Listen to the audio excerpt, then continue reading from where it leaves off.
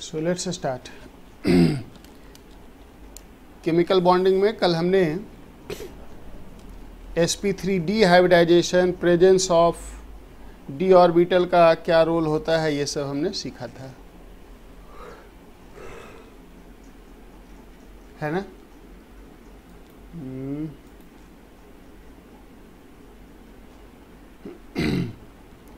Good afternoon Vedant, good afternoon everyone. So let's start. आज आगे हम अभी कर रहे हैं compounds without lone pair at the central atom, और उस सीरीज में sp3 हाइब्रिडाइजेशन तक हम पहुंच गए हैं। आगे नेक्स्ट क्या है उसके बाद। एक एग्जाम्पल लो,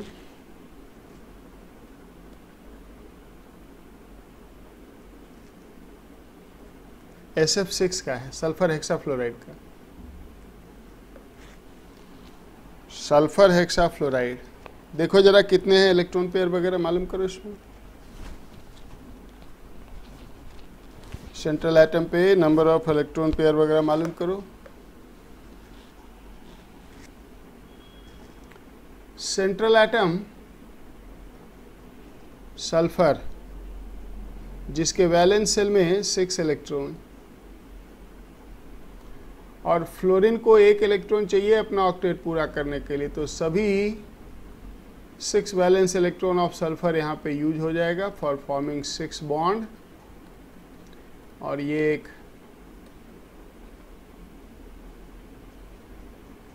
हाइपर वैलेंट मॉलिक्यूल होगा क्योंकि ऑक्टेट वायलेट हो गया है। सल्फर पे इलेक्ट्रॉन पेयर कितना हो जाएगा, 6, हाइब्रिडाइजेशन हो जाएगा sp3d2। क्योंकि कोई लोन पेयर नहीं है सल्फर पे, और इसलिए जो ज्योमेट्री वही शेप हो जाएगा ऑक्टाहेड्रल। हाँ, और एक ऑक्टाहेड्रल का शेप हम कैसे बनाते हैं, इस तरह से।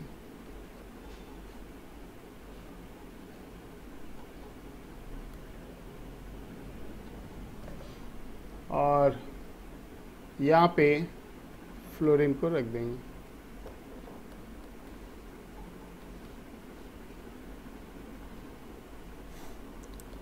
करेक्ट। इसको अगर विजुलाइज करोगे 3D में तो एक ऑक्टाहेड्रल के जैसा ये दिखेगा, जिसके 8 फेसेज होंगे। इसे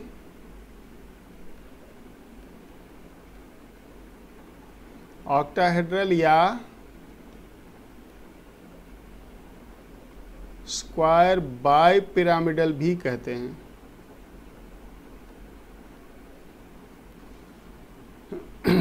ऑक्टाहेड्रल या स्क्वायर बाई पिरामिडल।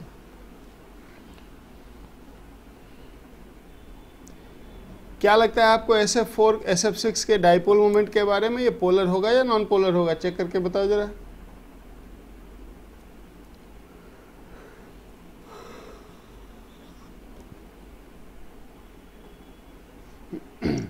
ये पोलर कंपाउंड है या नॉन पोलर कंपाउंड है? Non polar. Non polar. Non polar होगा सर। ये एक नॉन पोलर कंपाउंड होगा क्योंकि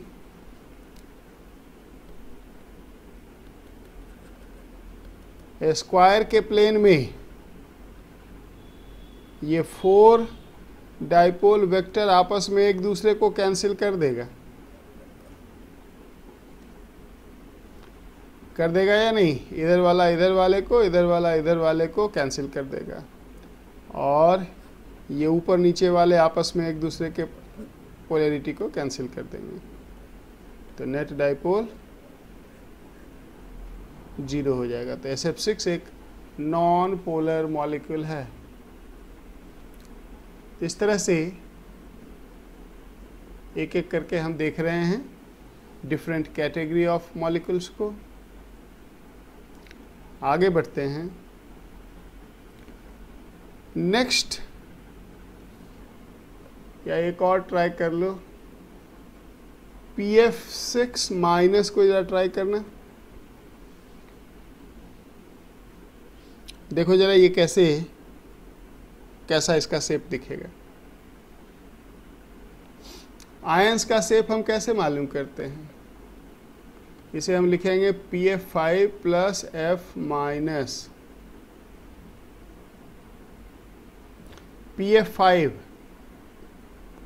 फॉस्फोरस के वैलेंस सेल में 5 इलेक्ट्रॉन, 1 2 3 4 5, सब ने एक एक इलेक्ट्रॉन शेयर कर रखा है फ्लोरीन के साथ।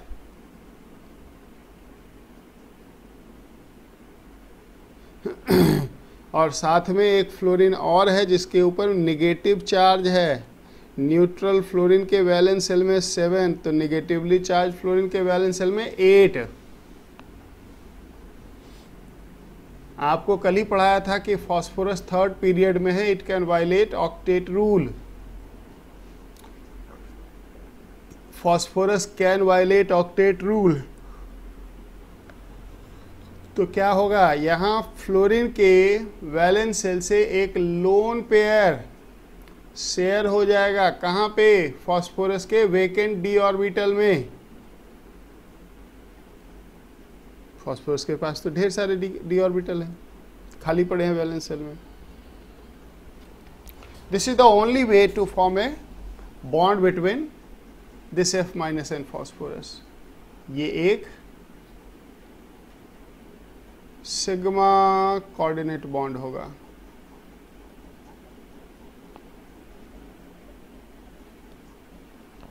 ये एक सिग्मा कोऑर्डिनेट बॉन्ड होगा। तो इलेक्ट्रॉन पेयर फाइनली फास्फोरस पे क्या आ गया? EP आ जाएगा 6, 1 2 3 4 5 6। तो हाइब्रिडाइजेशन विल बी sp3d2। और फास्फोरस पे कोई लोन पेयर है नहीं, इसलिए जो ज्योमेट्री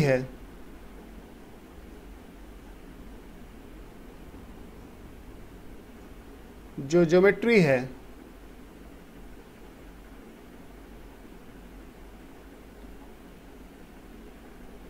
वही शेप हो जाएगा। Geometry will be shape of the molecule. Octahedral हो जाएगा इसका शेप। और इसे जैसे SF6 हमने देखा था, सेंटर पे फास्फोरस को रख देंगे और इसे 6 फ्लोरीन को लगाएंगे।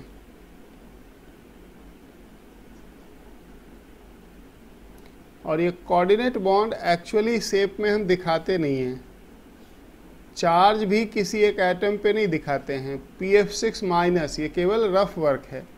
चार्ज पूरे मॉलिक्यूल पे है तो -1 ऐसे दिखाएंगे, और इसमें से कोई एक बॉन्ड कोऑर्डिनेट बॉन्ड होगा तो हम स्पेसिफाई नहीं करते हैं। वो अंडरस्टूड होता है कि 5 नॉर्मल कोवेलेंट बॉन्ड है और एक कोऑर्डिनेट बॉन्ड है, वो कहीं भी हो सकता है।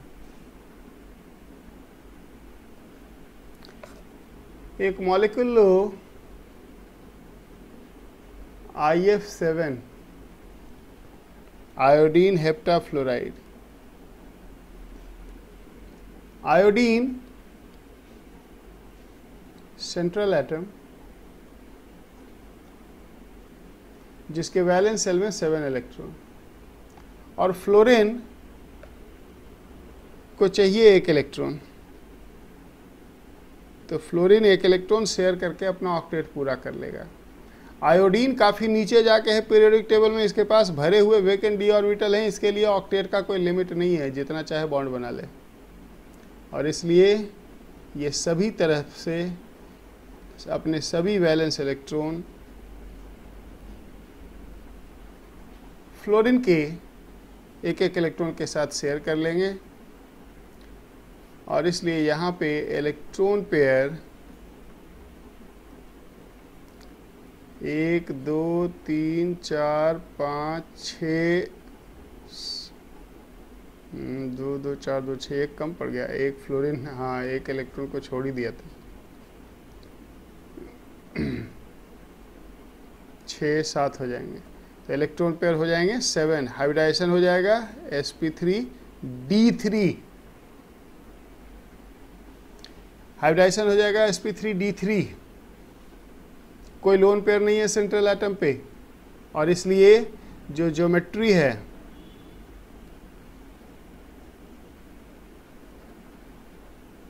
पेंटागनल बाय पिरामिडल, वही इसका शेप हो जाएगा, that will become shape of the molecule. और पेंटागनल बाय पिरामिडल को हम इस तरह से ड्रॉ करेंगे बच्चे।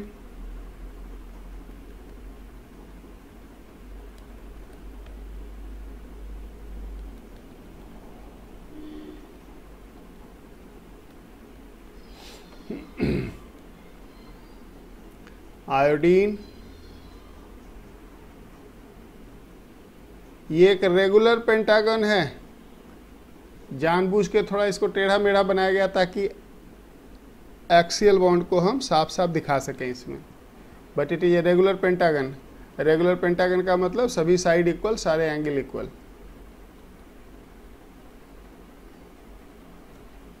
ये है IF7।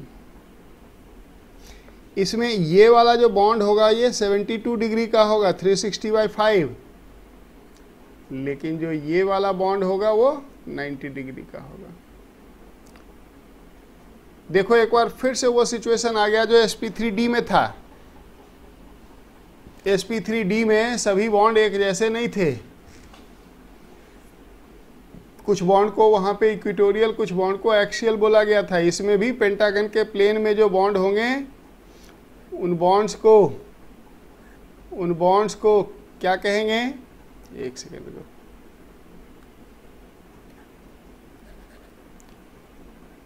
ये जो बॉन्ड है यहाँ पे पेंटागनल प्लेन में, इसे हम इक्वेटोरियल बॉन्ड्स कहेंगे, और जो परपेंडिकुलर प्लेन में है उसे हम एक्सियल बॉन्ड कहेंगे। तो एक्सियल इक्वेटोरियल के बीच में 90 डिग्री और इक्वेटोरियल के बीच में 72 degree. What about polarity? Dipole moment फिर से 0 होगा, नॉन पोलर। हाँ, पेंटागोनल प्लेन में सब आपस में एक दूसरे को कैंसिल कर देंगे, एक्सिस वाले एक दूसरे को कैंसिल कर देंगे।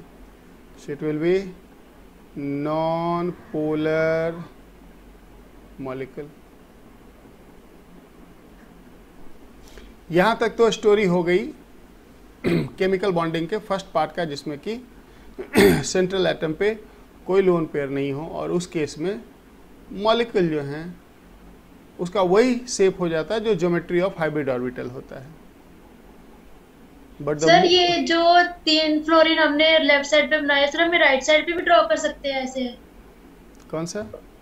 जैसे आपने सर 2 फ्लोरीन राइट साइड पे और 3 फ्लोरीन लेफ्ट साइड पे, हम इंटरचेंज करके अरे बाबा, दिखाने के लिए, इसकी विजुअल के लिए ऐसे बनाया है। एक्चुअल में तो ये एक रेगुलर पेंटागन है ना। रेगुलर पेंटागन का मतलब सारे वर्टेक्स इक्वल हैं, जहां मर्जी फ्लोरीन को रख दो।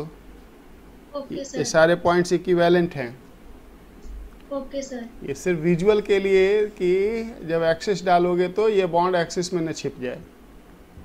ओके ठीक है। तो ये था फर्स्ट कैटेगरी का VACPR का एप्लीकेशन। अब आ जाओ इसके बड़े पार्ट में, मोर चैलेंजिंग पार्ट में, which is system with lone pair at central atom, जिसमें सेंट्रल एटम पे लोन पेयर प्रेजेंट हो।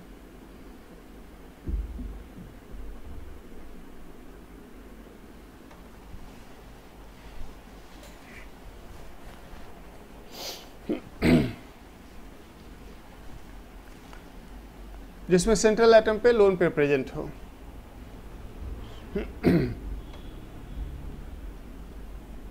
ठीक है। अब इसमें जो काम अब तक कर रहे थे प्रीवियस कैटेगरी में, वो काम तो हमें करना ही करना है, उससे एक स्टेप आगे जाना है। इस केस में ज्योमेट्री कभी भी सेप नहीं होगा।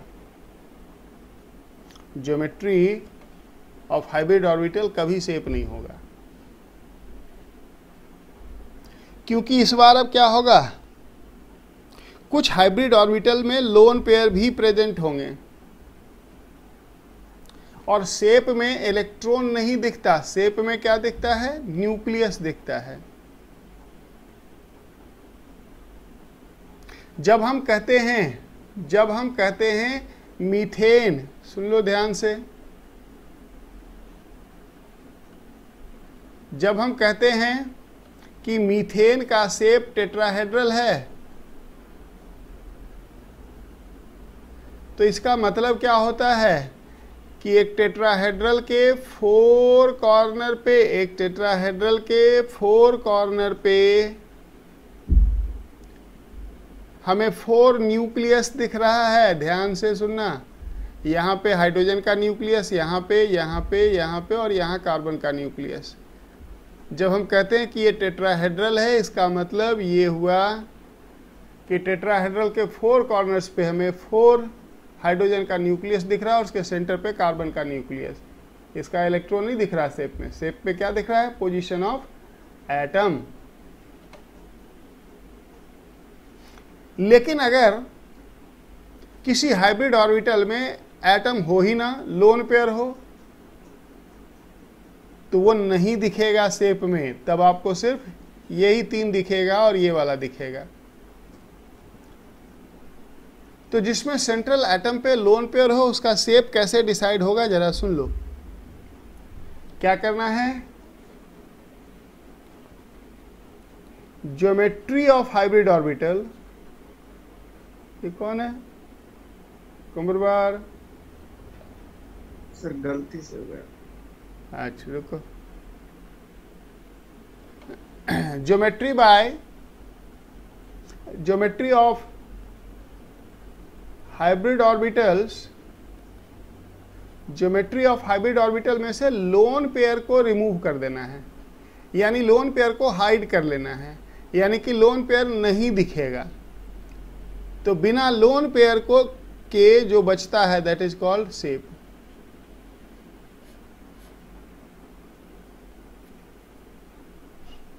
समझ गए? एक एग्जाम्पल देखो इसका, तब ये ज्यादा क्लियर होगा।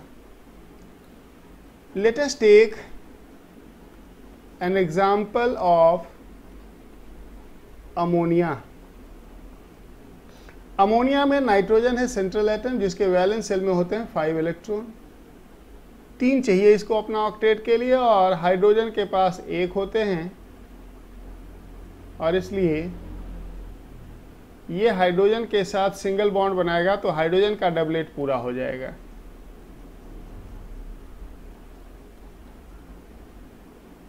ऐसे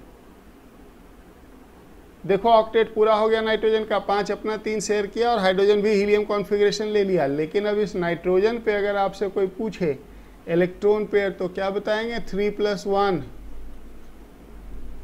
3 sigma bond and 1 lone pair.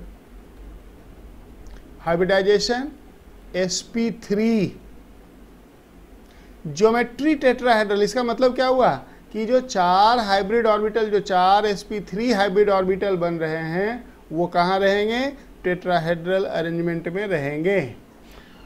ध्यान से सुनना। लेकिन इस बार 4 हाइब्रिड ऑर्बिटल जो बन रहे हैं sp3, उसमें से 3 हाइब्रिड ऑर्बिटल सिग्मा बॉन्ड बनाने में यूज होगा।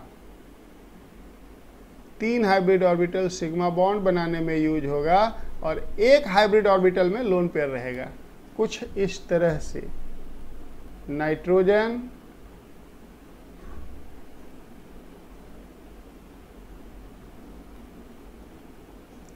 ये देखो, ये हाइब्रिड ऑर्बिटल हैं, 4sp3 हाइब्रिड ऑर्बिटल। 3 हाइड्रोजन के साथ बॉन्ड बनाएंगे और 1 में लोन पेयर रहेगा। अब इसे लाइन डायग्राम से ड्रॉ करना है, इतना कॉम्प्लिकेटेड नहीं दिखाना है। कहना है कि नाइट्रोजन से 3 हाइब्रिड ऑर्बिटल तो बॉन्ड बनाने में लग गए इस तरह से, और 1 हाइब्रिड ऑर्बिटल में लोन पेयर है। ये है अमोनिया। लेकिन जब इसका शेप हम देखेंगे तो हमें सिर्फ क्या दिखेगा, हाइड्रोजन दिखेगा। ये 3 हाइड्रोजन और 1 नाइट्रोजन दिखेगा, लोन पेयर नहीं दिखेगा। तो जरा इमेजिन करो कि ये कैसा दिखेगा। कैमरा लगाने वाला ट्राइपॉड होता है, जानते हो ना, देखा है ना, वैसा ही दिखेगा। ये ट्राइपॉड जैसा दिखेगा, दिखेगा कि नहीं, जिसके वर्टेक्स पे नाइट्रोजन होगा। इसके बेस को अगर कनेक्ट करोगे तो एक ट्रायंगल बनेगा, तभी तो इसको ट्राइपॉड बोलते हैं। और इस शेप को जब आप लोन पेयर निकाल देंगे तो ये जो बचेगा, ट्राइपॉड जो बचेगा, ट्राइपॉड बचा, ये जो ट्राइपॉड बचता, इस शेप को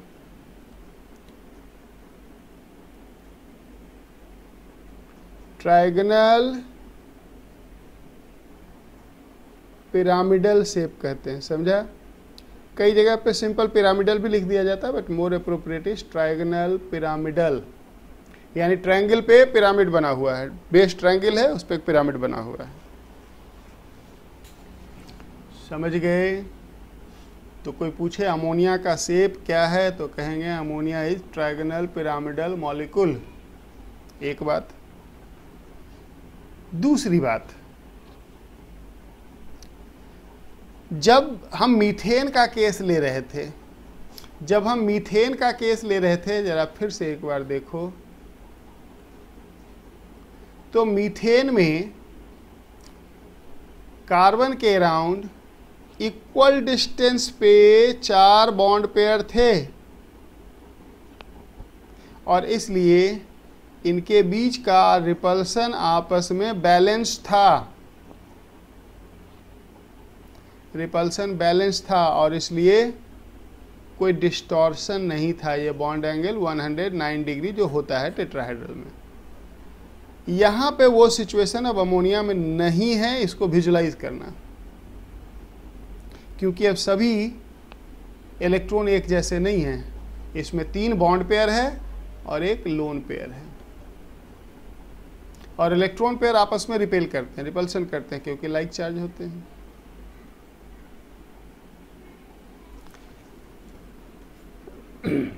extent of repulsion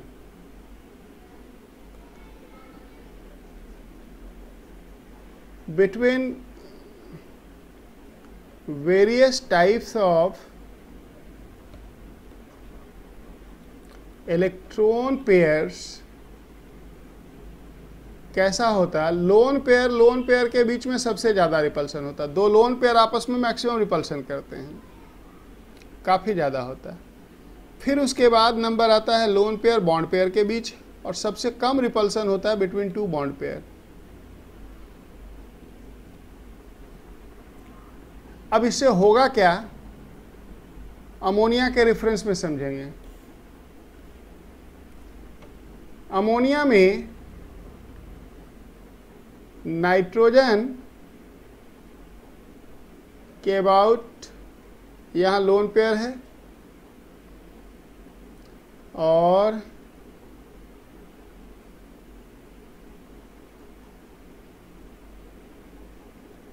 तीन बॉन्ड पेयर हैं, 3 NH बॉन्ड में 3 बॉन्ड पेयर हैं, कुछ इस तरह से।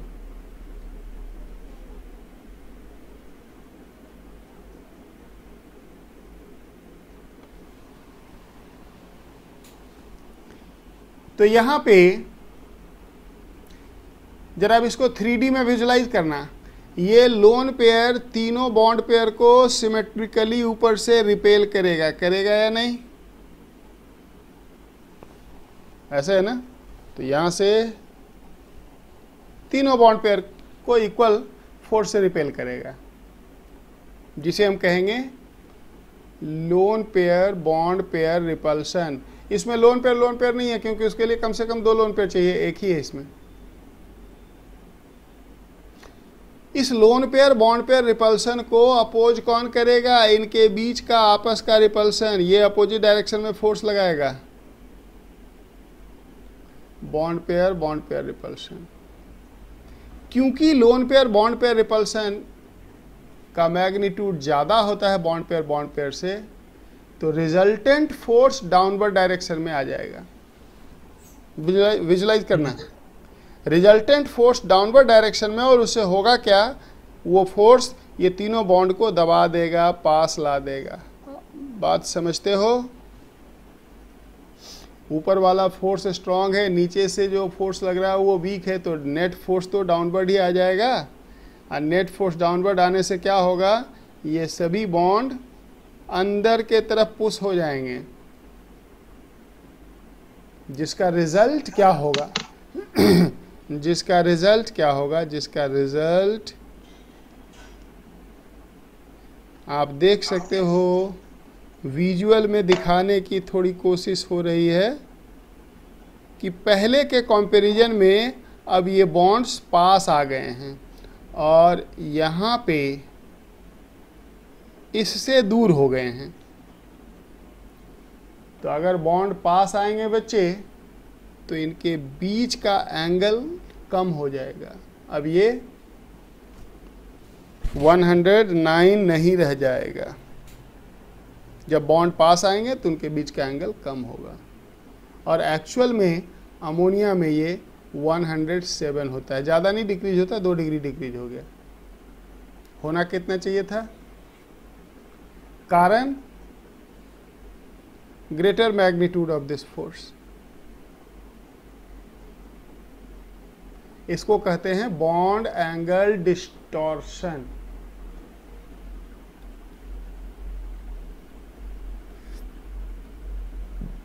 Bond angle distortion.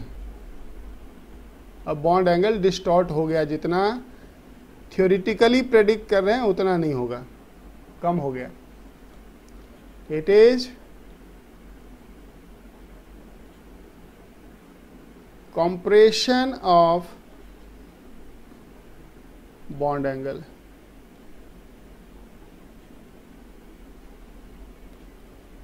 Bond angle due to greater lone pair and lone pair bond pair repulsion. आपको ये वैल्यू नहीं याद रखना है, आपको समझने के लिए केवल ये वैल्यू मैंने दिया है, क्योंकि इसके लिए कोई फॉर्मूला नहीं है कितना कॉम्प्रेशन होगा, ये प्रैक्टिकली डिटरमिन होता है। सिर्फ आपको ये बताना है कि कॉम्प्रेशन होगा, और अगर होगा तो क्यों होगा, और रिलेटिव सेंस में किस में कम किस में ज़्यादा होगा। तो अमोनिया के बारे में क्या क्या पता चला कि अमोनिया में इसका शेप पिरामिडल होगा, और बॉन्ड एंगल आइडियल नहीं रह जाएगा, 109 नहीं रह जाएगा, वो तो आइडियल है ना। अब एक दूसरी सिचुएशन जरा सामने लो। एक सिचुएशन लो, सल्फर डाइऑक्साइड का। सल्फर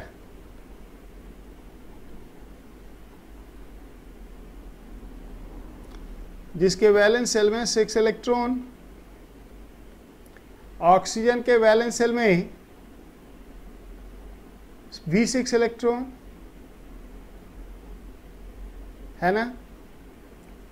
सल्फर के वैलेंस सेल में 6, ऑक्सीजन के भी वैलेंस सेल में 6, ऑक्सीजन को 2 चाहिए, और आपको मालूम है कि सल्फर के लिए अब ऑक्टेट का लिमिट है ही नहीं, क्योंकि सल्फर तो 3rd पीरियड में आ गया, वैकेंट डी ऑर्बिटल है। तो इस तरह से सल्फर ने अपना 2-2 इलेक्ट्रॉन शेयर कर लिया, ऑक्सीजन का ऑक्टेट पूरा हो गया।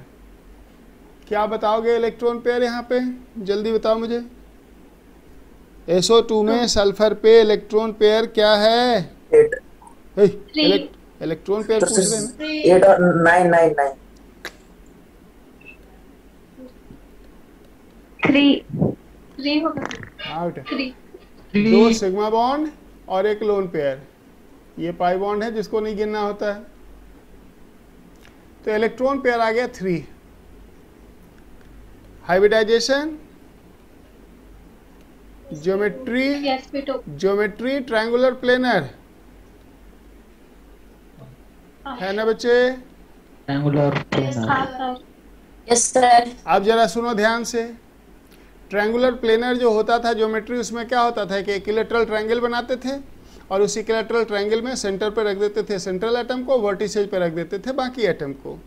आज भी कहानी वैसा ही है, आज भी स्टोरी में कोई ज़्यादा चेंज नहीं है। ये देखो मैंने बनाया है कि इक्विलैटरल ट्रायंगल, सेंटर पे किसे रखूं? सल्फर को। लेकिन आज 2 ही वर्टेक्स पे बैठने वाला एटम है, तीसरा एटम तो है ही नहीं। कुछ सुन रहा है बच्चा लोग? हाँ सर। हाँ। यही है ना? हाँ सर। लेकिन शेप में तो ये दिखेगा ही नहीं, ये तो दिखेगा नहीं। शेप में तो एटम दिखता है ना, तो 3 ही एटम दिखेगा ना अपने को। तो यस सर। कौन बोला लीनियर? बिल्कुल एकदम अकल नहीं लगाता है। लीनियर कहाँ से दिख रहा है भाई? सल्फर के अराउंड लीनियर होता तब तो 180 हो जाता। सल्फर के अराउंड 2 ऑक्सीजन ऐसे होगा। ये लोन पेयर इसे अंदर धक्का देगा, जिसके वजह से ये बॉन्ड एंगल 120 नहीं रह जाएगा। अब कितना रहेगा वो आपको नहीं देखना है, लेकिन सिर्फ ये बताना है कि ये अब स्लाइटली लेस देन 120 डिग्री हो जाएगा। एग्री करते हो? Yes sir. ये है शेप, ये नॉन लीनियर है। लीनियर तो 180 होता तो होता, नॉन लीनियर, और इसे कहते हैं वी शेप्ड। स्टैंडर्ड टर्म इसके लिए वी शेप्ड। इसको जरा उल्टा करके रखो तो ये अल्फाबेट का वी लगता है ना, विक्ट्री जैसा। तो इसे बोलते हैं V shaped molecule. V shape या बेंट मॉलिक्यूल भी कहते हैं। बेंट मतलब टेढ़ा, सीधा नहीं। समझा ना? हाँ सर। हाँ sir. Bent molecule, non linear, V shaped. क्या लगता है ये पोलर होगा या नॉन पोलर होगा? Non polar. ये बाबा नॉन पोलर। Non polar. अरे Non पोलर polar। होगा। पोलर। पोलर। ये पहले बताओ, ये डाइपोल वेक्टर इधर जाएगा, ये डाइपोल वेक्टर इधर जाएगा। 2 डाइपोल वेक्टर अगर 180 पे जा रहा है, 120 पे जा रहा है, तो क्या रिजल्टेंट 0 होता है क्या? नहीं। It's a polar molecule.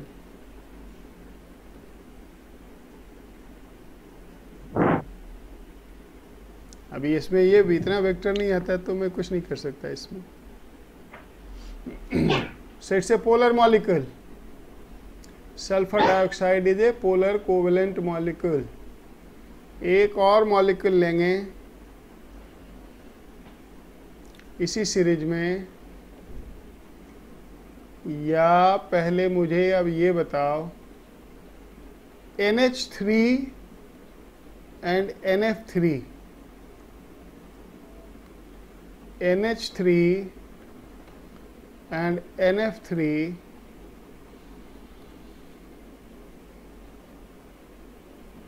compare their polarity.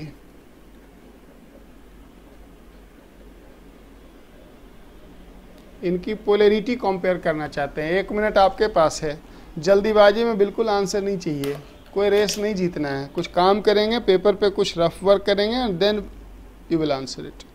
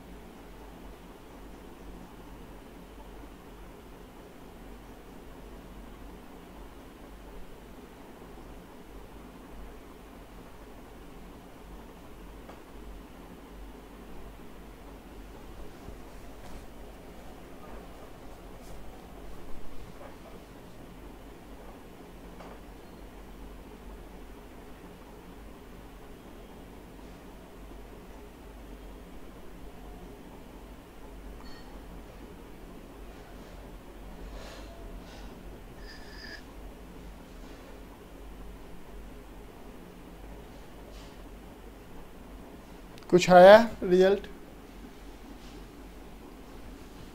यहाँ देखो, सिर्फ मुझे एक छोटी सी बात का आंसर दो। N और H, नाइट्रोजन और हाइड्रोजन में ज़्यादा डिफरेंस है इलेक्ट्रोनिगेटिविटी का कि नाइट्रोजन एंड फ्लोरीन में? सिर्फ ये बता दो। Nitrogen hydrogen. Good, very good बच्चे। क्योंकि जब हम लेफ्ट टू राइट जाते हैं तो इलेक्ट्रोनिगेटिविटी इंक्रीज होता है, तो कहाँ हाइड्रोजन और कहाँ नाइट्रोजन? अब फ्लोरीन तो इसके पास ही है ना, तो यहाँ पे गैप बड़ा है ना बच्चे? यहाँ पे गैप कम है। नाइट्रोजन और फ्लोरीन दोनों हाईली इलेक्ट्रोनिगेटिव है, लेकिन दोनों एक दूसरे के पास है, तो डिफरेंस कम हो जाएगा ना। बस यही सीखना था। तो हम कहेंगे कि अगर यहाँ पे इस बॉन्ड की पोलैरिटी को x दिखाएं, इस बॉन्ड की पोलैरिटी को अगर हम y दिखाएं, ध्यान से सुनना, तो सिर्फ आपको ये मालूम होना चाहिए था कि x जो है वो y से बड़ा है। पक्का? Yes sir. अब देखो, हाँ सर। तो अमोनिया का शेप तो अभी अभी हमने देखा ही, sp3 होगा।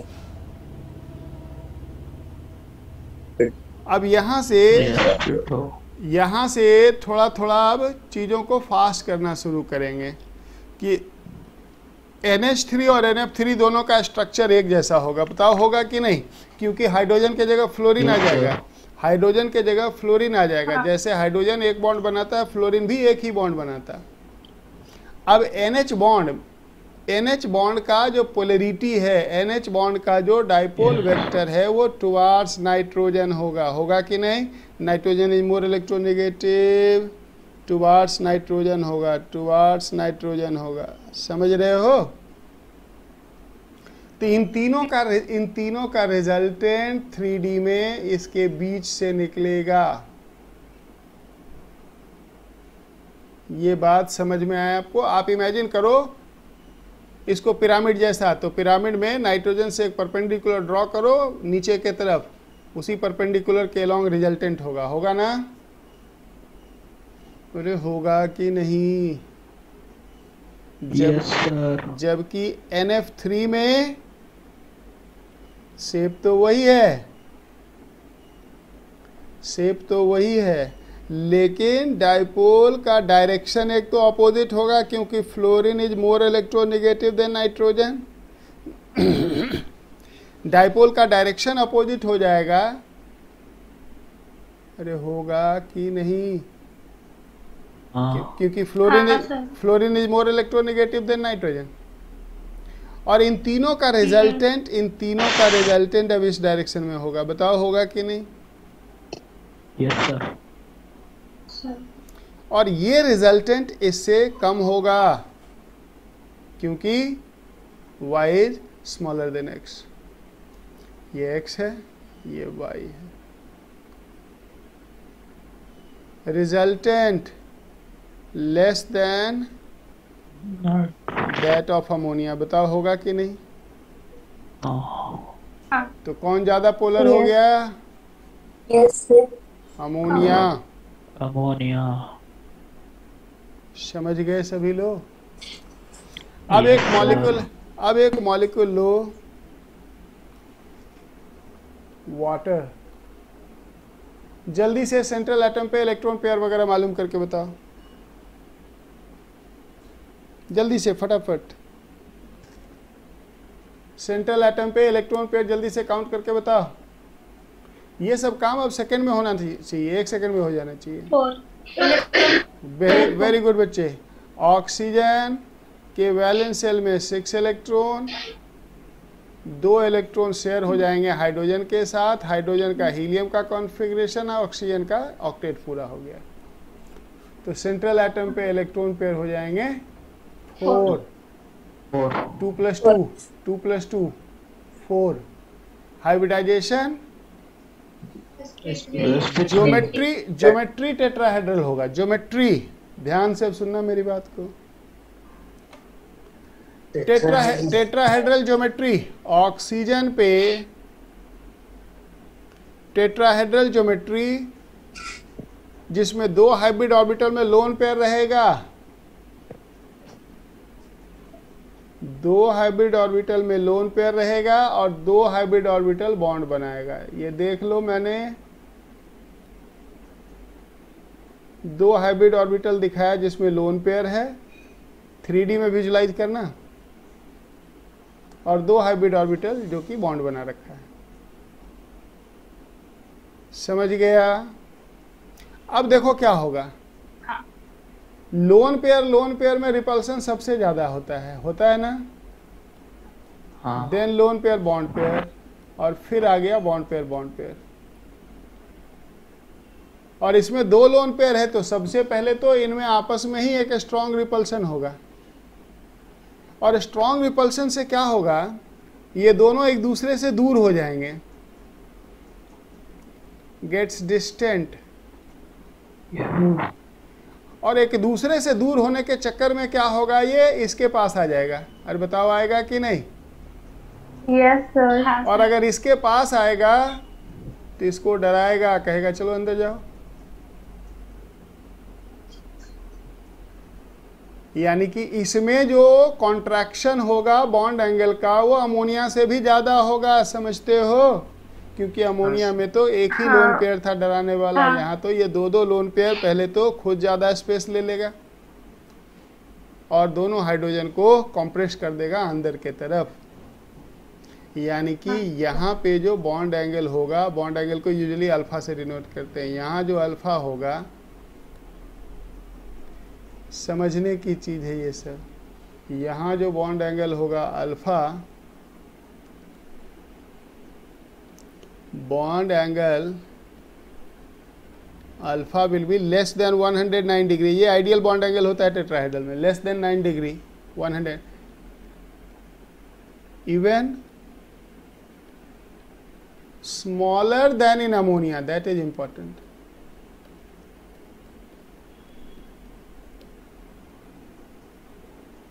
समझा ना? अमोनिया से भी कम हो जाएगा। जस्ट फॉर योर इंफॉर्मेशन, ये 105 डिग्री होता है, 109 आइडियल में, 107 अमोनिया में, 105 हो जाता है वाटर में। बट ये सब वैल्यू आपसे कोई नहीं पूछेगा, बस एक अंडरस्टैंडिंग के लिए मैंने वैल्यू लिखा है, आपको कंपैरिजन करके बताना है। सो अमोनिया से भी कम हो जाएगा। अब शेप के लिए क्या करना है, इनको गायब कर देना है। तो अगर शेप के लिए आप इनको गायब कर देंगे तो ये ऐसा दिखेगा और ये 105 डिग्री होगा। 180 नहीं है, लीनियर नहीं, फिर से इसको क्या बोलेंगे, वी शेप मॉलिक्यूल बोलेंगे या बेंट मॉलिक्यूल बोलेंगे। Water is a non linear V shape bent molecule. अब ऑक्सीजन और हाइड्रोजन में तो काफी बड़ा गैप है इलेक्ट्रोनिगेटिविटी का, है या नहीं? Oxygen second most electronegative atom है और हाइड्रोजन तो बिल्कुल लेफ्ट वाले पीरियड में है। So there is a much difference in electronegativity of hydrogen and oxygen. So OH bond will be highly polar and the direction of dipole will be towards oxygen। होगा कि नहीं? Dipole का direction towards oxygen.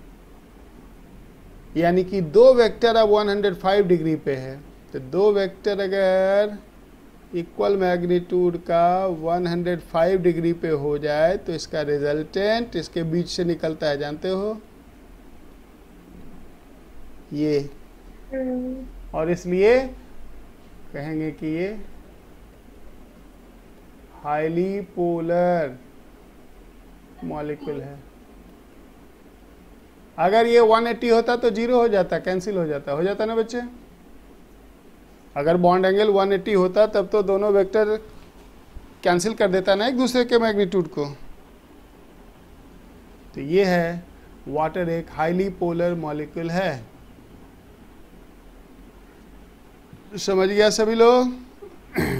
Water is a highly polar molecule. तो अब अगर आपसे कोई पूछे, जरा देखना आप, थोड़ा सा मैं इसको ट्विस्ट कर रहा हूँ। आपसे अगर कोई पूछे H3O प्लस का शेप क्या होगा, क्या कहते हैं इसको? Hydronium ion. What is this called? Hydronium ion. तो आपने जो अब तक सीखा है valence shell electron pair repulsion theory में, जरा अप्लाई करो और मुझे बताओ कि इसका शेप कैसा होना चाहिए।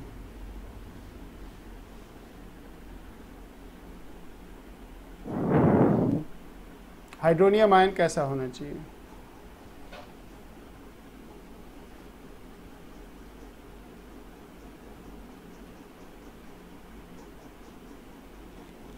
What should be the shape of hydronium ion? Tetrahedral. बिल्कुल सही बच्चे, टेट्राहेड्रल ज्योमेट्री है लेकिन शेप नहीं है। कैसे इसको प्लान करेंगे? Trigonal pyramid. पिरामिडल, अमोनिया जैसा। हाँ हाँ सर। Yes sir. इसको हम ऐसे देख सकते हैं बच्चे, H2O में H प्लस को जोड़ो। अब H2O तो अभी अभी देखा था हमने कि H2O में 2 लोन पेयर होता है और 2 बॉन्ड पेयर होता है, देखा था या नहीं? हाँ सर। H प्लस के पास कितने इलेक्ट्रॉन? एक भी नहीं। H प्लस के पास एक भी अगर इलेक्ट्रॉन नहीं है तो एक ही रास्ता है। H प्लस के पास कहाँ इलेक्ट्रॉन है? एक ही रास्ता है कोऑर्डिनेट बॉन्डिंग का, है या नहीं? Yes sir. और जब कोऑर्डिनेट बॉन्ड बन गया तो ये एक सिग्मा कोऑर्डिनेट बॉन्ड होगा, और इसलिए सेंट्रल ऑक्सीजन पे इलेक्ट्रॉन पेयर कितना गिनेंगे? 3 + 1, 1 2 3 सिग्मा और एक लोन पेयर। sp4। अरे कौन बोला sp2? sp3। sp3 with 3 bond pair 1 lone pair, 3 bond pair 1 lone pair, 3 bond pair and 1 lone pair। 1 lone pair। तो बताओ ये अमोनिया जैसा सिचुएशन हो गया कि नहीं? Yes sir. अमोनिया में भी तो ऐसा ही था। हाँ। अब लोन पेयर को गायब कर दोगे तो कैसा दिखेगा? ये ट्रायंगुलर पिरामिडल नहीं दिखेगा। तो ये हो जाएगा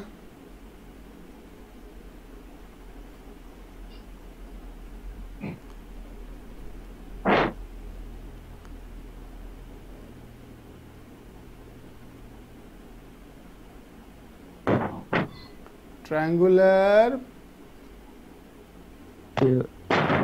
पिरामिडल। तो आज मैंने सेकेंड कैटेगरी की शुरुआत कर दी है।